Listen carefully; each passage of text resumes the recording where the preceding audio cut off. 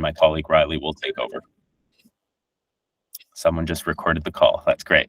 We had a chat about whether all three of us would forget to do this. Okay, let's get started. So first things first, let's explain Gadget and the Gadget stack. So Gadget is a serverless app development platform. It's currently focused on helping you build custom and public Shopify apps. The idea behind the product is that as developers, we still spend too much time kind of tinkering with the same boilerplate code, the same infrastructure setup. And that honestly takes most of our time and is most of the code that goes into most of the applications we build. Gadget offers us a fully set up stack of all the tools, libraries, and infrastructure that we need to power our apps, specifically Shopify apps today, with plans to expand in the near future. And it gives us a framework that's kind of designed to absolve us of all the boilerplate and handle most of the code for us. This way, what we end up doing as developers in Gadget is we kind of focus our time on the code that's tied to the business logic that makes the application kind of special, and not the boilerplate that's frankly the same regardless of what you're building. I want to start by spending a little bit of time just at a very high level explaining the Gadget stack. So this is the stack as it is today. On the back end, you are writing Node.js. You're writing Node.js. And on the front end, it's React. This is our front end beta that we're enabling soon. Again, if you don't have access to that, you can now just request access by dropping your email in the chat and we'll turn it on for you. You can also build any front end on the web talking to the Gadget backend over API calls, because what we do is we produce and document a GraphQL API, a JavaScript, and a React client for you. And so you can talk to the backend from anywhere on the internet, but often you'll be using our front end hosting to talk to us directly using React on the front end. The backend is built on Google Cloud. The database is a Postgres database. That's what we host, manage, and scale for you. And all of your API endpoints, which we call actions and global actions, are also managed and scaled for you in a serverless way. So you can kind of think of it as a set of serverless functions with a framework that really accelerates your workflow. And then finally, there is a concept of a serverless function without a framework, which we'll cover today as well, called HTTP routes, and that's essentially your escape hatch from our framework should you ever need it. Now, this backend is already connected to the Shopify e-commerce platform, and as you can see from the schematic, we have ambitions to add quite a few other e-commerce platforms as well. And what that means is that OAuth, ingesting data, webhook management, all of that is kind of handled for you when you're building a Shopify app. So that's a overview of the back end. If you're not currently on the front end beta again and would like to access, just drop a message in the chat. I'd like to get started on some of the core concepts of actions and global actions. And I think the best way to do that is really to build a simple app in front of you and kind of explain it slowly. So I'm going to flip over to this screen here and just kind of start a app that I'll call some blog backend. And what Gadget will do for me is it'll kind of set up all that infrastructure I was talking about. So now I have a Postgres database that's being managed in real time, an API that's being produced and documented in real time. I'm working, when I'm in my editor, I'm working in my development environment. I also have a production environment that I can deploy to once my development app is ready and tested. And then on the side, you'll find all the goodies that you would normally expect in a full stack app development platform. And we'll go over quite a few of these throughout this call. So the example I'd like to use is just building the back end of a simple blog, first and foremost, just to explain some of the concepts, and then we'll get to the Shopify connection in about 20 minutes. So if I were to build a blog's backend, I think the first thing I would think of is I need a table to store my blog posts. The way you do that in Gadget is you add models. Just click this button and we'll instantly create a table for you in your Postgres database as well as an API that we call actions. These endpoints are called actions that allows you to create, update, and delete records within this table. So I'm going to go ahead and name this table post. And normally you actually just kind of write normal English and we convert it to you into a JavaScript identifier. I'm going to specify its schema. So I'm going to say every blog post, aside from IDs and timestamps, which Gadget requires that I have at all times, every blog post has a title. And I can assign some field types. There are validations that I can put in, requiredness, string length. I can do custom validations with regular expression patterns and JavaScript code snippets. I'm not going to do that at the moment. I'm just going to kind of leave this as a string. I'll add another field and I'll just call it body.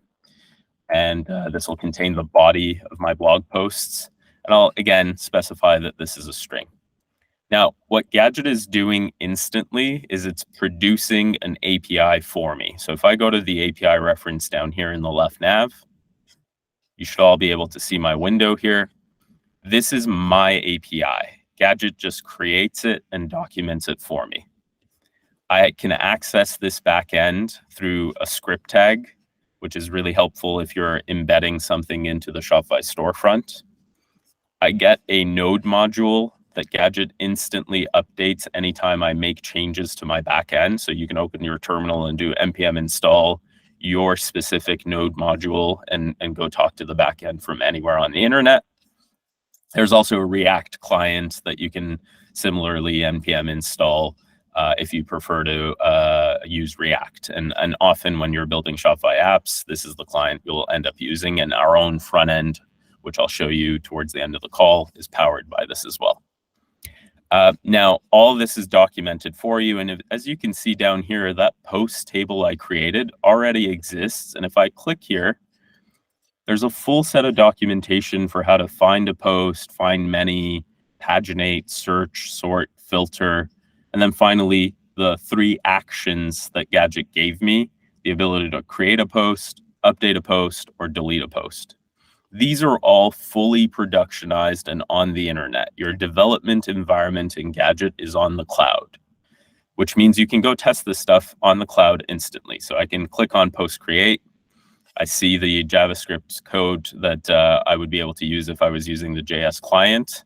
I prefer to show the demo in GraphQL because we have a little playground that you can instantly open and just test your endpoints right away. So we'll say there's a blog post with a title, new blog post, and a body, new body. And we'll just hit play. This is going to hit our create action, and it should produce a blog post so we can see success true. And if we go back to Gadget, we also have a little data viewer right here where we can look at our database in both development and production. So I'm currently in my development environment and I can see I just created a record, new blog post, new body. I'm just going to go ahead and delete this so that we have a clean slate when we come back. So that's a blog post. I created a model, called it post. This API is really interactive. So as I change my mind about the schema or the types, the API instantly updates. So if I said the body is not a string, let's say it's a number, which makes absolutely no sense. What I could do is, again, instantly, my create action is here. I can instantly go test this action. And this time around, it should fail because I'm going to send in a string and it's expecting a number. So there we go. It's expecting a numeric value, and I just sent it a string. The API is very, very live and interactive and constantly being updated depending on what you do in the Gadget interface. Okay, let's continue with this example. I'm just going to switch this back to string because that makes no sense. Let's create a second model, a second database table, and an API to store the authors of my blog post. So again, I'll click this button here. I'll name the table author, and I'll give it some fields. And by the way, I'll get to explaining the action framework, all the stuff that you're seeing in a moment. I'm just going to focus on fields and the API for the time being. So let's say every author has, first name, maybe last name, that would make sense. A phone number. We're going to do some API calls that'll talk to Twilio and send me SMSs just to kind of show you how I can make third-party API calls as well. And let's say we also have here, I can set a validation on this as well because I'll use it in my code. I think that's it. So first name, last name, phone number. Now, authors and blog posts are related to each other. This is a Postgres database. It's a SQL database, meaning that you can actually create associations between two tables. The way you do that in Gadget is not through foreign keys, but through a higher level visual ORM, where you model the relationship between an author and a blog post by adding a relationship field. So I'll add another field and I'll say, in my author API schema, there is a object called post, and it is going to contain the blog posts that are associated with this author. And the way I specify the relationship is I go down to the relationship section in the field types. And we're currently using Ruby on Rails language. This is pretty documented in our guides, should you ever need help understanding what these words mean. But in this instance, the way I would declare this relationship is an author has many children records from the post table. And then Gadget will ask me to set up an inverse relationship in the post table to store the foreign keys. And so I'll say in my post table, there's also an author object, which Gadget will instantly create for me. If I go here, I'll see the author is there too. So post belongs to author. Author has many posts. That's the relationship between these two tables. We didn't invent a new way to do foreign key relationships. We are storing foreign keys in these objects for you. We just don't ask you to set up all of that yourself. We'll instantly set it up for you. So let's go and create another blog post. And this time around, or let's create an author first. Let's try this new endpoint that we just created. There's a nice test action button next to any action in your Gadget backend, so you can instantly open the playground and say first name, we'll go with me, last name, phone number. I'm going to put my real number here because I'm going to try to get ambitious and send myself an SMS soon. And we'll leave the post object empty for now. That should be fine. And this will hit my create author endpoint. And again, if we go back to the table, there's an author with the name and the phone number and everything there. Let's create another blog post and let's actually associate it to that author. So I'm going to go to the create action of my posts. And again, I'm just doing this from the Gadget interface. You can make these API calls from anywhere on the internet. I'll create a new blog post. This time I'm going to associate it with the author that I just created. So that author was given the record ID 1, and GraphQL is a little finicky. So you have a few more things to do here. Why is it not showing up on my link? I think I did that right. Either that's going to fail or I'm doing something wrong here. Author. Oh. I need to. This is why you shouldn't be doing this live in front of people. Nope, I got that wrong. Give me 1 second. I have the mutation right here. Oh, okay, I see what I've done wrong.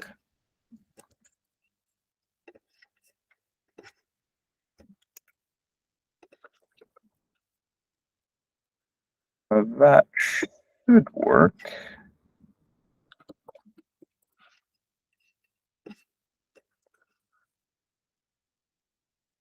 All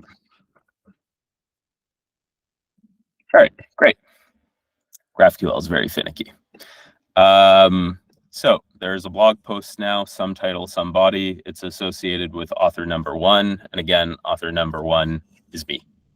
So you can see what I'm doing here. I'm kind of creating these database tables instantly getting what Gadget calls actions. These actions are my API endpoints that allow me to interact with a single record. And they come with a little bit of a framework. So let's talk about the framework. Like, what are these actions actually doing? That's what you're looking at in this middle panel. The action that creates posts has three parts to it.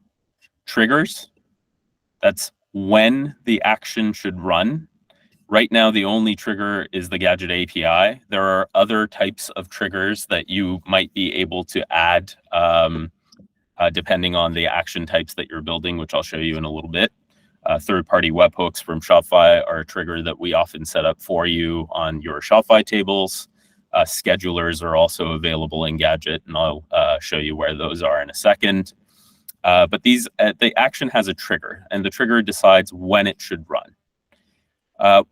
The second concept in the Gadget framework for actions is permissions. Permissions determine who is allowed to call the action. As soon as you create actions, whether they're the CRUD ones, create, update, delete ones that we give you, or custom ones that you can create yourself by hitting this button here, which I'll get to in a second. As soon as you do that, what Gadget does is in the roles and permissions page, we create permissions for every single one of your actions automatically, and you decide which role is allowed to read, create, update, or delete a blog post. You can add your own custom roles as well. And then finally, when you're creating API keys to talk to your backend, you just assign a role to any API key. So we give you 2 by default, but you can kind of add your own API keys and assign roles to them as needed. So that's the second part of the action framework. It's permissions, who is allowed to run this action. Finally, once the trigger is set and we verify that the permissions are met, we begin to run the effects. The effects are the answer to what? What should happen when my API endpoint is allowed to run? And these are kind of split into 2 portions. The run effects are usually database work that you're doing. So by default, you can see Gadget will take whatever parameter comes in from the Gadget API and save it to my database. That's how I created the records that I was able to create in my examples. But I can also run custom logic both within the database or after the database work is done. Usually you do it after the database work is done by writing JavaScript functions myself. And this is Node.js using libraries, so you can really write whatever you like. You can also create custom actions. So for the back end of a blog, I might want more than just create, update, delete. Might want an action called publish. So I just hit that plus sign. I got a new action. I'll call it publish. And again, it's triggered by an API call. It's fully documented in my API. I'm just going to close a few tabs. You can see in post, there is now a post publish endpoint that's fully documented and ready to be tried out in the playground. Before I try it out, I just want to show you folks what it does. It'll take the parameter that I send to the record, and typically this is because this is an update action. By default, we create update actions for you. It'll take the ID of the blog post, and it will run whatever I tell it to run. And right now, I haven't really told it much. So this action's kind of useless as is. What I want to do is actually do something a little interesting, which is like train this action called publish to send an SMS to the author as soon as the blog post is published. And the way I do that is by running code as a success effect, which is again a function that I'm going to run that Gadget is going to run sequentially once the database work is done. So I'll add a code snippet. I'm going to use the built-in web editor just because it's a little bit faster for demos and we're already running a bit behind.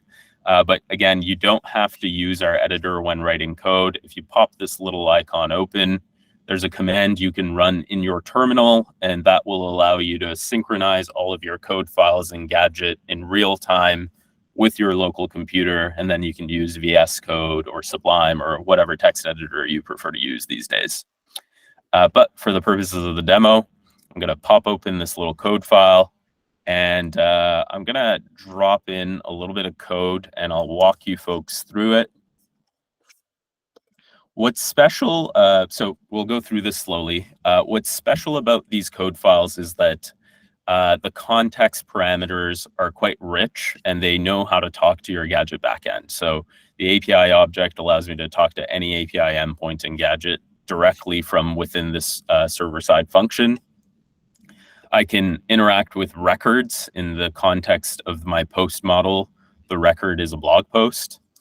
I can look at the parameters of the incoming API call. I have console logs that I can log, and they'll appear right here in the left nav, and I'll show you this in a bit. And then there's a bunch of configuration that's available that I'll let you discover as you need it. Line 7 through 9, what I'm trying to do is send an SMS through Twilio. So I'm trying to require Twilio, and you can see it's not yet installed. And then there's some secrets and keys that I need to add. So the first thing I'll do is I'll go and add Twilio to my package.json. I'll just go here, package.json, and grab my Twilio version number, which I've, as usual, misplaced. There we go. I'm just going to start a new line here. And oops, let's do double quotes. And yeah, just end with a comma. So I'm trying to install a Twilio, the Twilio client with this version number. I'll just hit run yarn up here, and Gadget will go install that client for me, and then I'll be able to use it in my code. Let's just let this run real quick.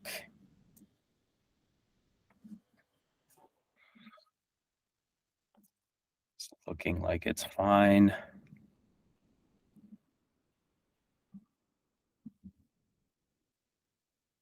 There we go. Should be good. All right, perfect. Let's go back to that file of code. By the way, there's a file folder system as well, so you can navigate to your code either through the GUI or just through the file folder system. You can see I have two, a secret and a key for my Twilio account that I don't want to store in my code file. So again, I will need to add these in. I'll just go to settings, environment variables.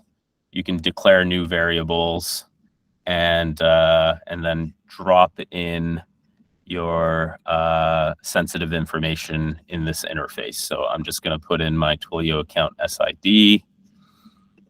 You all can use my Twilio account until I rotate my keys after this call. Please go easy on my Twilio account, or maybe don't use it. You can also encrypt sensitive information just by hitting this lock key. I'm not going to do that right now. I also know that in my code, I have my Twilio phone number as a variable as well. So I'll just go ahead and add that up front, and I'll show you where that is in the code itself. And this is the phone number that I have set up in my Twilio account for sending SMSs. So this is my SID, this is my auth token, this is my phone number. Let's go back to the file. Great. So I've got Twilio booted up. I've got the information I need to send over. What I do from line 14 through 25 is I go and fetch the author record that is tied to the blog post that is in context. And then line 29 through 33, I make an API call using the Twilio client with the body, hello, author first name. This is a message sent from the Gadget backend using Twilio. And I expect to get that on my phone because I put my phone number in there when I created the author record. I also have a little console log down here. We use logger.info because it's a little bit richer. You can also do console.log. Both of them are documented in our guides, and I'll leave you folks to kind of figure that out. Now, if we go back and test this action out, the publish action will run this code file for us. So I think my record was ID number 2.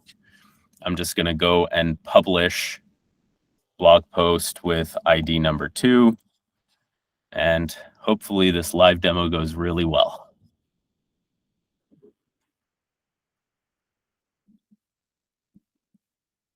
Oh, network request failed. That is unusual.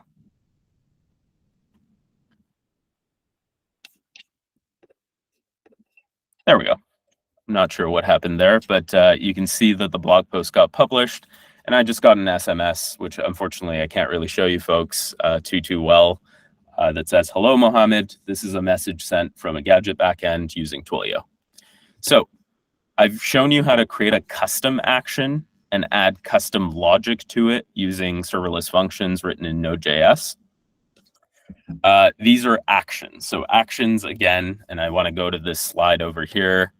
Actions, which are kind of the first concept we're covering today, you use them when you're interacting with a single record within any of your Gadget models. So when you're interacting with one blog post and you want the Gadget framework to absolve you of 90% of the nonsense code, you go create an action. The second concept that I'll just briefly touch on, but I won't demo too much, is global actions. Global actions are for when you're running server-side logic that doesn't necessarily interact with a single record, but it still benefits from the Gadget framework. You still want that framework of triggers, permissions, and effects. So you go down here and you just add a global action, and you kind of get that same framework, but you can do whatever you like now. You don't have to operate on a single blog post. You can send an email to 10,000 authors at the same time by iterating through the entire author table using the Gadget API and then using Twilio to fire, or SendGrid to fire off emails. I'm not going to demo a global action. I think the main thing I want to highlight is that the global actions come with a special scheduler trigger as well. So if ever you're trying to run something on a schedule, often you'll want to do that via a global action. And you just kind of add a scheduler, set the schedule, and write your functions, and we will run that function for you on that schedule that you've specified. I'm going to go ahead and delete this. Just go back to the slide again. So actions are when you're interacting with a single record and you get the benefits of the Gadget framework. Global actions are when you're not interacting with a single record, but you still want the Gadget framework of an API endpoint, permissions, triggers, and effects. And then finally, the third concept in Gadget, which is also super important, is HTTP routes. And I'll show you a nice example of this in a second. But routes are for when you need to escape the Gadget framework. Frameworks are great. They help you. In our case, I think we find that 95% of your work is going to be done in either actions or global actions, where we can really speed you up. But the reality is there's always some limitation to the framework. And so in order to make sure that the last 5% of your project doesn't just get stuck, we give you access to routes.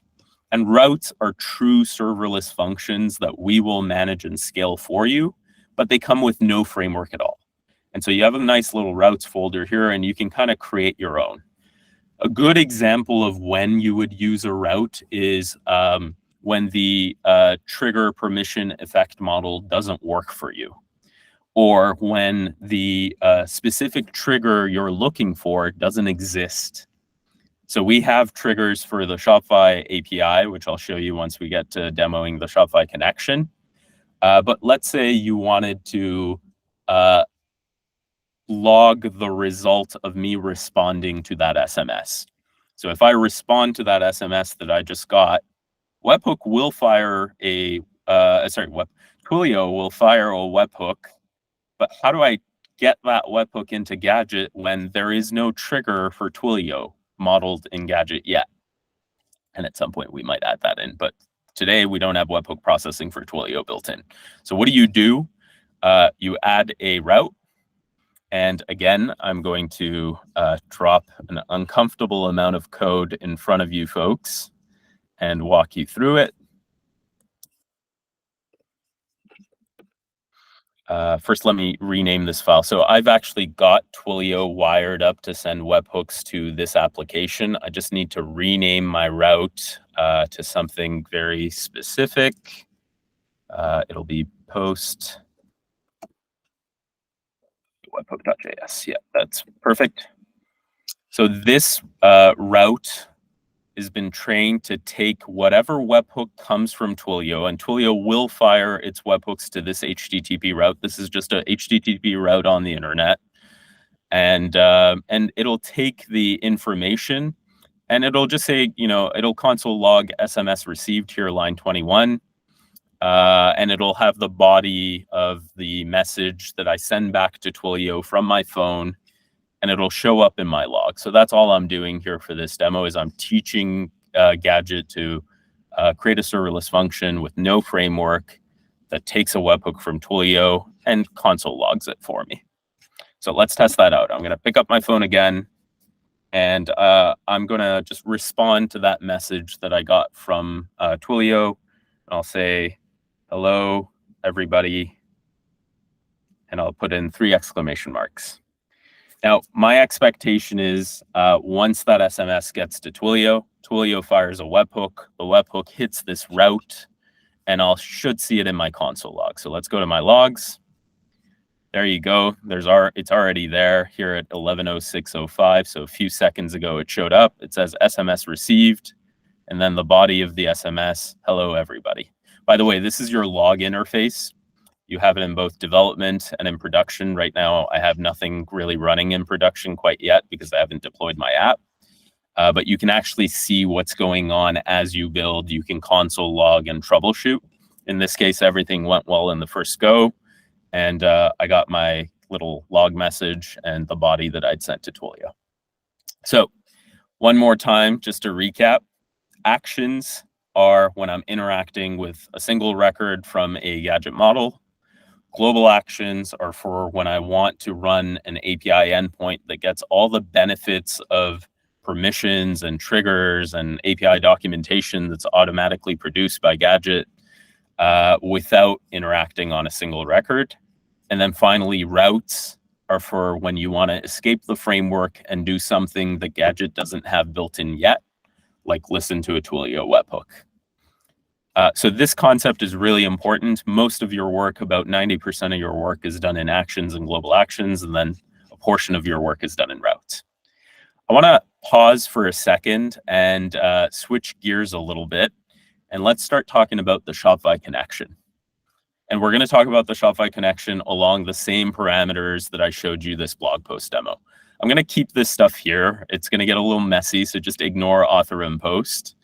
And I'm going to just add in a Shopify connection directly to the same application. To add a connection, I go to the connection screen, and you can see there's a few coming soon. But the main one that you use these days is Shopify if you're building a custom or public Shopify application. There's 3 ways to connect to Shopify. We highly recommend using the partners route almost all the time.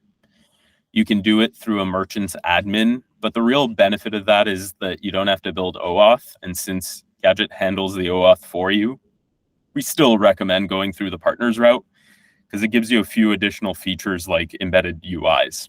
And then the CLI is really only there to be used if you're doing theme extensions or checkout extensions, but you often don't need it if you're kind of building a simple backend app. So what I'll do is I'll open my Shopify partner dashboard over here. I have an app ready to go. I have some API keys that I can copy and paste into Gadget. And I'll just hit connect. And on this next screen, and we're redesigning this to make it a lot clearer, we've gotten a lot of feedback from you folks that this is quite confusing. The first thing I need to do is specify what API scopes I need from Shopify to power the Gadget application that I'm trying to build. So if I was building some sort of product tagging application, like the demo on our website, I would need Shopify to grant me product read and product write scopes. So I would just scroll down to product. You can also search for it up here because there's a lot of API scopes in Shopify's API. I'll just say I need both read and write. Now, below that, Gadget asks me which Gadget models, and these models are similar to the blog post models that come with a pre-built API, which Gadget models do I want to add to my backend? And I often use these models to store data from Shopify server side for my applications, because when I'm building user interfaces, it's a lot more performant to fetch the data from your own backend. You don't have to deal with rate limits. Your UI will be a lot faster. So we recommend storing data in your backend whenever you need data, as opposed to fetching it directly from the Shopify API. I'm going to tell Gadget that I want the product table, maybe the product image table, and maybe the product variant table. And I'm just going to scroll past all the rest of the stuff. If you're building a public app, some of this stuff really matters. But for the purposes of the demo, I'm just going to hit confirm. And what Gadget will do here, and you'll see this in my left nav in a second, a bunch of tables just got added to my backend. These tables are very similar to the ones for my blog example. If I click on them, they follow the same framework. They have the shape of the resource from Shopify, so they're ready to store Shopify products because all the fields, the types, and the validations have already been set up for me. And this is live on a Postgres database that we're managing for you in real time. And on top of that, they have the same actions: create, update, and delete, so that you can populate the table as needed. But what's different about the Shopify models versus your own first-party models like the blog example is that the triggers are different. You don't see my own API being a trigger to run these actions. In this case, the triggers are webhooks from Shopify and this concept called syncing, where you get to go fetch historical data. And whether I listen to a webhook or I run a sync, Gadget is going to copy the data that comes in and save it to my database. So all of a sudden, I'm fully set up to actually receive data from any store that installs my app. So let's go install the app and finish our connection setup, and then I'll show you how the webhooks work. So I take the two URLs that Gadget gave me. Excuse me one moment. Need to Sorry about that. I take the URLs Gadget gives me back to the Shopify partner dashboard, and I drop them in. You can change these URLs for your front end later if you want. In development, when you're just kind of trying to get through the OAuth really quickly and make sure you have data flow working, it's best to just use the URLs we give you. And I'll hit save. And this should be good to go to install on a store and see if we have data flow working with Shopify. So I'm just going to hit test my app by selecting the store that I know has a lot of product data in it. And what should happen is Gadget should produce the OAuth screen with the right scopes being requested of the merchant. So now I'm pretending to be the merchant. This is the OAuth screen. You can see these are the scopes that I told Gadget to get for me so that I can retrieve this data, listen to webhooks on products and collections. And I'll just hit install. And in a moment, we're actually going to go into the front end beta because I have that enabled for myself. So this success screen that you're about to see here is powered by a file in your Gadget app. So already I have an embedded UI inside Shopify. It is powered by this file. I'll come back to this in a second. I just want to focus on the back end first before I switch gears to the front end, but we'll come back to the screen in a second.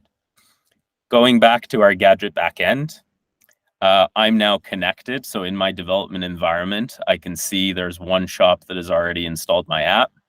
I can see the webhooks that have been registered because Gadget asked for these for me. And if I go to this store and I create a product, of course, Shopify is going to ask me to log in again. If I add a new product, my expectation is that the webhook will trigger the create product action in Gadget because there's a webhook trigger for it. So let's do some product, some description, and then hit save. Your logs in Gadget come in really handy here. You can actually see what's happening in real time. So there's an API version mismatch. I don't think that really matters. I can see the webhook that came in, and if I look at my product table, I can see that the record is there. So I'm already processing webhooks. An important concept, often when you're building Shopify apps, it's not just about data in the future. Often you need data from the past. So in this store, I have many, many products. If my application needed all of these products and their images and their variants in order to power its user interface, how would I fetch that? We give you an additional API called Shopify Sync. So if I go to my API reference, Shopify Sync is an API that we build for you.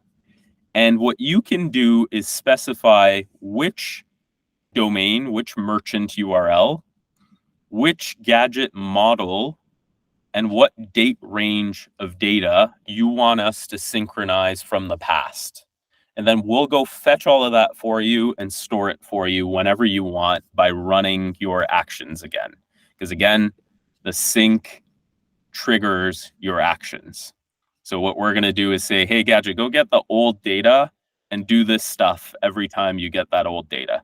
If you had added a JavaScript function to this before running a sync or before a webhook came in, that function would run. So if I had my send SMS via Twilio, every time a product record is created, that Twilio SMS would fire as well. I'm not going to do that because that would be crazy. I just want to show you how syncing works. I'm not going to sync via API call just because that takes a couple of minutes for me to write out. And as you saw from my blog post example, I'm not the best with GraphQL. Instead, what I'll do is in the Gadget user interface on this shop installs page, there's actually a sync button, and it'll go and synchronize all the data for all of these tables and bring them in for me for this one merchant. So I'm going to hit this button. This might take a few seconds. I have a few thousand records in each of these tables. But if we go and look at the tables, I bet you they're starting to get populated. There you go. So these are all the products that are showing up, and there seems to be quite a few pages of them. The product images are also probably there, and the variants are there as well.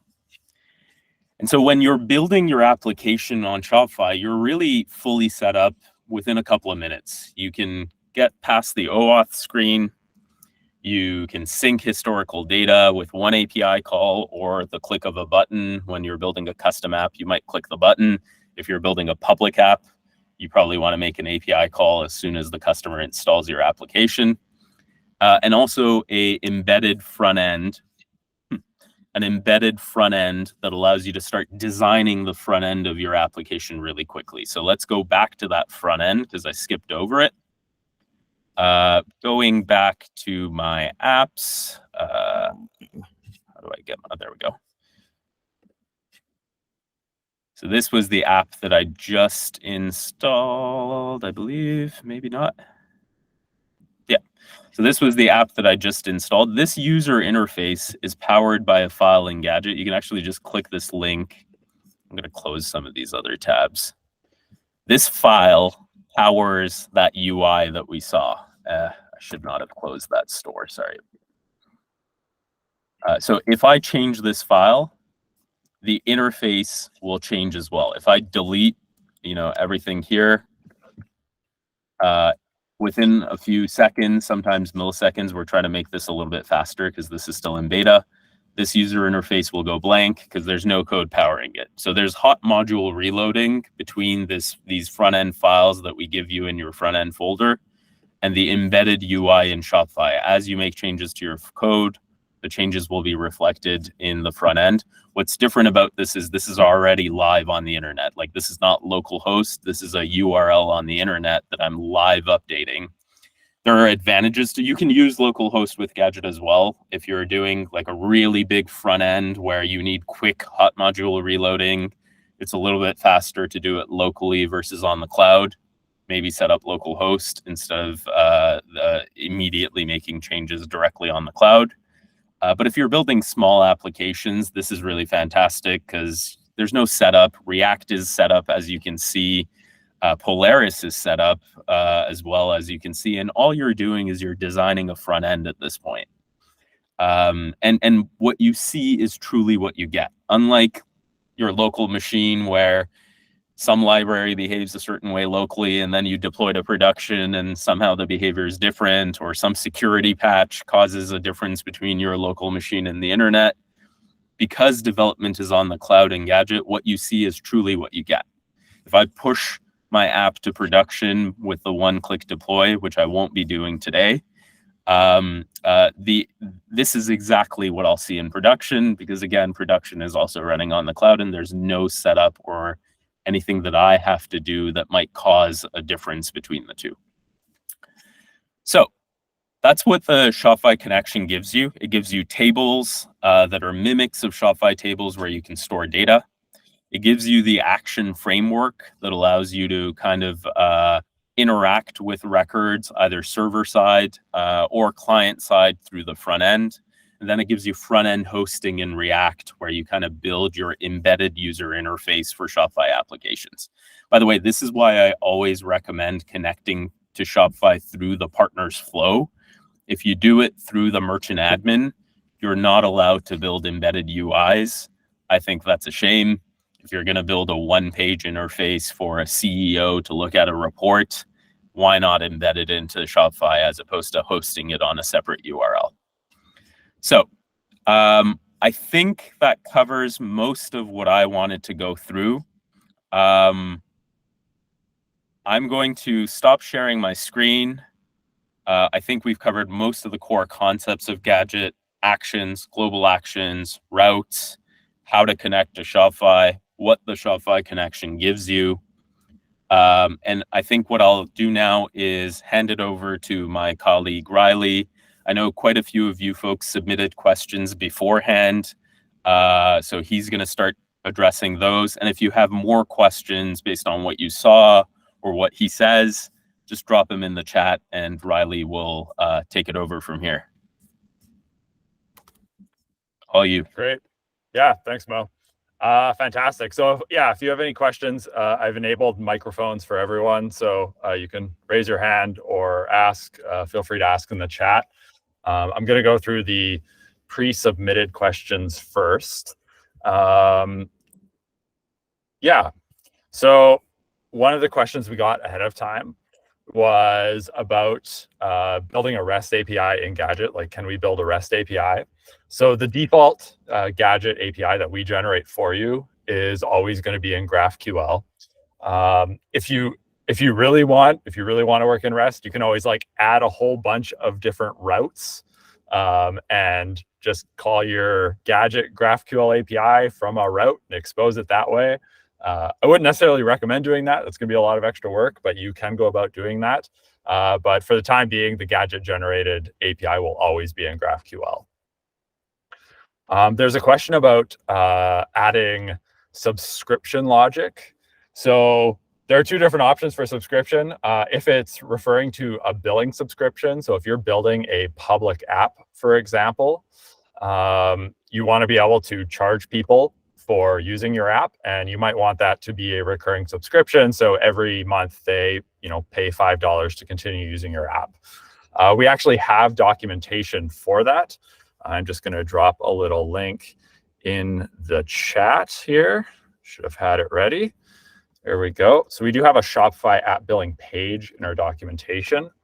Also in Discord, if you do join our developer Discord, we'll also be adding it to the documentation once our front ends are live. But we do have a full app sample where you can look at how to implement either a one-time purchase or subscription billing in an app built on Gadget. It manages your embedded front end. It manages the billing requests to Shopify.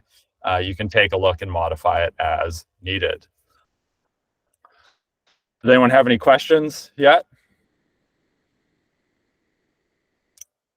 Okay, I'll keep going through the pre-submitted ones. One of the questions was asking for a walkthrough demoing setting up a custom HTTP route or actions for basic CRUD operations. So I think Mo covered that. If you submitted that question and you still have still have unanswered questions, feel free to join our Discord, reach out. We're always happy to ask there. There's a Gadget employee usually readily available during the day here in Canada, but we always get back to the questions when we are online. We did get a Fastify. Oh, someone have a question? Go ahead. Is it possible to do end-to-end tests at this moment? End-to-end on tests. The front end. Yeah, The front yeah. end or unit tests or that kind of things? So unit tests, yeah. So you can actually sync your gadget code to your local editor. So Mo didn't demo it, but we do have a file sync tool. So it'll pull down all of your, everything in that file explorer will be pulled to your local machine.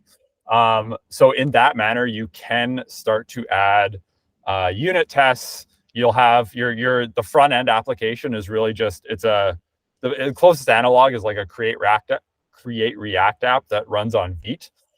So if you want to add in test frameworks, build some Jest tests and stuff, you should be able to do that because it ultimately is just a React framework, and you've got your package.json. If you're doing end-to-end, that might be a bit trickier, like more functional style tests. I haven't tried that out myself. Maybe you could do something because it all is hosted, like the development URL is there. So in theory, you could possibly do something targeting your development application, but it also, if you're building an embedded Shopify app, you would need to test it like in an embedded context or kind of fake the Shopify HMAC verification. So there are options if you are interested in doing some testing. Doing like a fully functional test might be trickier. I haven't looked into it myself, so it may be possible. We can always get back to you with more information if you have like more specific questions or frameworks that you'd be interested in using.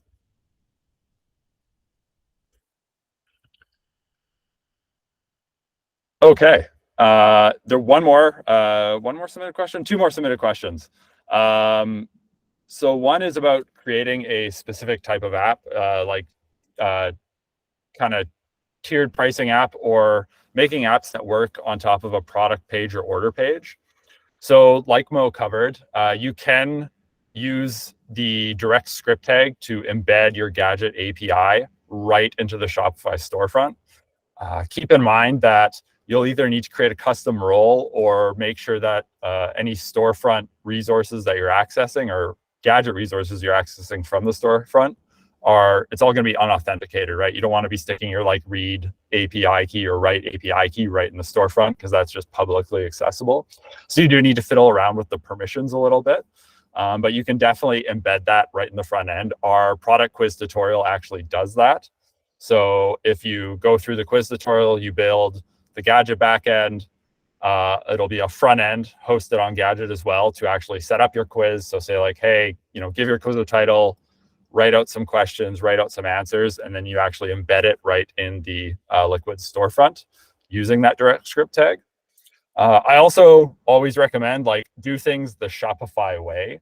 So another nice thing is if you're just trying to render some custom information in the Shopify storefront, you can always do your processing in Gadget and then store values in meta fields or meta objects in Shopify, and then you can easily access that information using Shopify's API. So there are a couple different methods in order to embed information from Gadget right into a storefront. Any questions yet? Feel free to unmute if you want. Okay, we have one more pre-submitted question about Fastify. So the question is, what's the best way to manage the origin for a public app? So for example, in our HTTP route docs, we show where we add a single domain to the origin array. But what's the best way to manage this when you're adding and removing on an ongoing basis? So our route system is built on Fastify. I'll just drop the docs here in the chat. So you can do anything in Gadget that you would normally do with this Fastify package. If you're doing super dynamic origins, so if you're doing something like installing public apps, the origin does have the option to pass it a function. I haven't tested this myself, full disclosure. I am going to test it after this. So if you did have this question, reach out to me and I'm happy to share code. But I believe what you could do is make a request to your Gadget API and use the origin function operation to either whitelist or deny, send an error back to enable cores only on certain domains. It also might be if you're making a request for multiple places, like a embedded app and a theme front end. You can also just pass in an array of URLs to that origin. So in that case, you'd get multiple available origins. It's a little less dynamic, but that could be an option. I will also say, I know Mo touched on global actions and HTTP routes. I always recommend try and build what you're building with a global action first. The doc I shared in the chat earlier goes over some of the reasons, but it's nice because it's that action, that global action is built right into your Gadget API client that we automatically generate for you. And you get all the nice things that come with that. If you're building a route, it is a framework escape hatch, and Mo's example is a great one where you're actually using it as a target for an external webhook. Like that's a fantastic example of when you should use a route over an action. But largely, most of the things you do can be built using global actions, and I would recommend going that route if you can. That's usually my default, at least. Yep, go ahead. Yeah. Can we use Gadget to develop something like a traditional multi-tenancy SaaS kind of a platform? Yeah. So ultimately, like we're leaning into Shopify apps right now, but Gadget really is just a hosted SaaS platform. So we don't have some of the auth goodies that come prepackaged with other solutions yet. So you have to kind of build your own auth. But there's nothing preventing you from building a non-Shopify app on Gadget. Like I've built a couple little small web apps just for personal use on Gadget that have nothing to do with Shopify. So we use it we use Gadget internally to do our like employee reward system as well, which has nothing to do with Shopify. It's just if you're a Gadget employee, you can log in, and that's kind of how that works. So if you have questions about kind of building that auth, we can definitely chat offline. We do have some samples and snippets there. But yeah, nothing's stopping you from building just a general SaaS. And maybe just to add a little bit of color there, Monkey, and I know you brought up specifically multi-tenancy. At the end of the day, multi-tenancy is really about adding an ID field to your tables and adding roles and permissions that scope down what an API call is allowed to do, where they can only read their own records based on that ID field or write or update their own records. For the Shopify setup, we do that for you by default, where we set up multi-tenancy automatically kind of. But as Riley said, you can always kind of do that yourself in Gadget because you have access to ID fields, and then you have access to a roles and permission system that you can actually more granularly specify permissions in. So it is entirely doable. It's just a little bit more work because we haven't built it out, out of the box for you quite yet. Yeah, I got another question. Currently, Gadget is highly integrated into Shopify, right? And maybe in future, Trello on some other platform. Say if I have a local platform, some marketplace in my particular regions, and I want to sort of like integrate it. Is it possible to do it, or it has to rely on you guys to make the connections? Yeah, so for right now, you kind of have to build out that connection side yourself. That said, if there's a platform, like let us know if there's a platform you're interested in integrating in, because we do keep track of when people request certain platforms. But for now, like it would just be like building any standard app, any other web app. You can still use Gadget for it to define your actions. We're not going to do the webhook subscriptions automatically. That's something you'd need to handle yourself, how you ingest data, how you communicate with their APIs. But it's definitely possible to do. Yeah. You still get all the same benefits of scaling. For example, like you still get the Gadget infrastructure, the one-click deploys. It's just that connection piece that you would kind of need to manually write yourself. Okay, thank you. No problem. that is all the pre-submitted questions. Does anyone else in the chat or want to turn on their microphone and ask a question?